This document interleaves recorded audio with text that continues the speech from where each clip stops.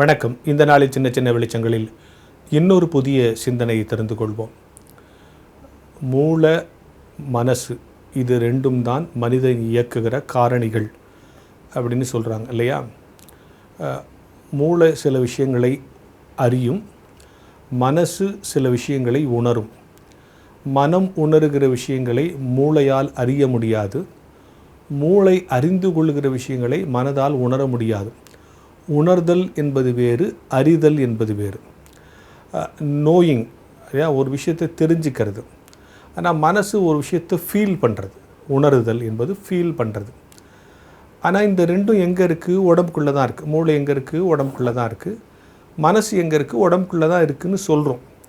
ஆனால் மனசை இப்போ மூளையை ஸ்கேன் பண்ணுறது மாதிரி, மூளையை ஆப்ரேட் பண்ணுற மாதிரி மனசை யாரும் ஆப்ரேட் பண்ண முடியாது. எந்த டாக்டர்கிட்டையா போய் சார் மனசு சரியில்லை, கொஞ்சம் ஸ்கேன் பண்ணி ஆப்ரேஷன் பண்ணுங்கன்னா முடியாது. மனசு இருக்குதுன்னு சொல்கிறோம், அதை ஸ்கேனாலேயோ எக்ஸ்ரேவாலேயோ டாக்டராலேயோ கண்டுபிடிக்கக்கூடிய ஒரு ப்ரூஃப் இல்லை. ஏன்னா மனம் என்பதே உணரப்படுகிற விஷயம்தான். நான் உணர்றது தான் மனசுன்னு சொல்கிறோம், அதனால் தான் அதை பார்க்க முடியல. ஆனால் இப்போது இந்த ரெண்டும் இருக்கிற உடம்புக்கு ஒரு நல்ல குணம் இருக்குது, அது ரெண்டுக்கும் கிடையாது. உடம்பு இருக்குது, அது தனக்குள்ளே வரக்கூடிய எல்லா விஷயத்தையும் தேவையானதை எடுத்துகிட்டு மற்ற அடுத்த நாள் வெளியே தள்ளிடும். அதுதான் உடம்பினுடைய ஒரு ஸ்பெஷாலிட்டி. ஆனால் மூளை இன்றைக்கி தேவையில்லாத விஷயங்களை நிறைய உள்வாங்கி வச்சுக்குது.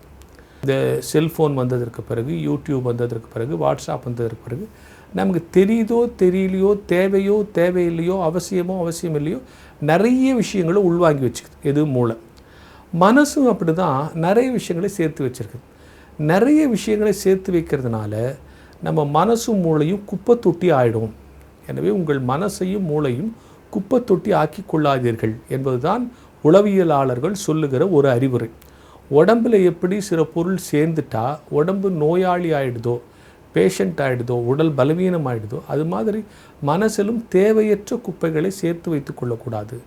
எப்படி உடம்பு ஒவ்வொரு நாளும் தனக்கு தேவையற்ற கழிவுகளை தானாக வெளியேற்றி விடுகிறதோ, மனசையும் மூளையிலையும் கூட எது எனக்கு தேவை, எது எனக்கு அவசியம், அதை மட்டும் சேமித்து வச்சுக்கிட்டா நம்முடைய மூளையும் மனசும் சரியாக இருக்கும். இல்லைன்னா அது ரெண்டும் குப்பை தொட்டி ஆகிடும் அப்படின்னு சொல்கிறாங்க. குப்பை தொட்டி தேவையில்லாதெல்லாம் போட்டு போட்டு போட்டு போட்டு வைக்கும்போது அது டஸ்ட்பின் ஆகிடும். அழகாக எல்லா விஷயங்களையும் அறிந்து கொள்ளுகிற ஆற்றல் பெற்ற மூளையை, எல்லா விஷயங்களையும் உணர்ந்து பார்க்கிற மனசை குப்பை தொட்டியாக்கி விடுவது தான் இந்த நாட்களினுடைய மிகப்பெரிய அவலமாக இருக்கிறது. ஏனென்று சொன்னால் அவ்வளவு கிடைக்கிறது. ஃபில்டர் பண்ணுறதுக்கு நமக்கு தெரியணும். இது நமக்கு தேவையா, இது நமக்கு வேணுமா, இது நமக்கு வேணாமா அப்படின்னு சொல்லிட்டு எது தேவையோ அதை மட்டும் ஏற்றுக்கொண்டால் உங்கள் மனசும் மூளையும் பூந்தொட்டி மாதிரி இருக்கும். இல்லை என்றால் அவை குப்பைத்தொட்டியாக போய்விடும். எனவே உங்கள் மனசை பூந்தொட்டியாக வைத்துக்கொள்வதும் குப்பை தொட்டியாக வைத்துக்கொள்வதும் உங்கள் கைகளில் தான் இருக்கிறது என்கிற ஞான வெளிச்சத்தோடு இந்த நாளை தொடங்கும்.